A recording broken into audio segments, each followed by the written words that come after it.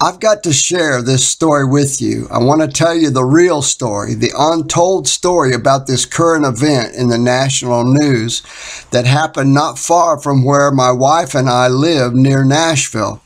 A miracle that the Lord performed for this Christian man who said, if this doesn't make you believe in Jesus Christ, I don't know what will. The story began this past Tuesday on June 13th.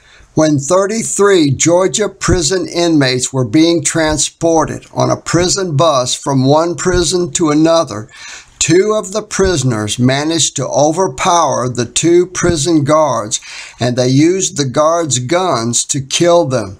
And then, escaping from the bus, the two escapees carjacked a passing vehicle and drove off. At 6:30 p.m., the two men, armed and dangerous, broke into a Madison, Georgia home and stole clothing and food. The two men, identified as Donnie Rowe and Ricky Dubose, continued on the run Wednesday and Thursday, and the reward for the two escaped convicts was raised to $130,000. On Thursday, June 15th, the two escaped men were in Middle Tennessee, where they walked into a home and held a couple hostage for 3 hours, threatening to kill them and saying they had nothing to lose. About 5:30 p.m., the two men left the couple tied up, and they stole their vehicle and drove off. But the couple managed to get themselves free and called 911.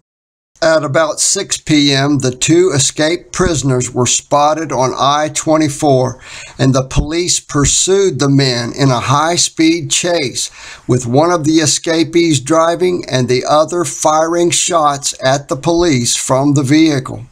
The two inmates wrecked their vehicle, and they ran from the scene unhurt, but having lost their weapons in the crash.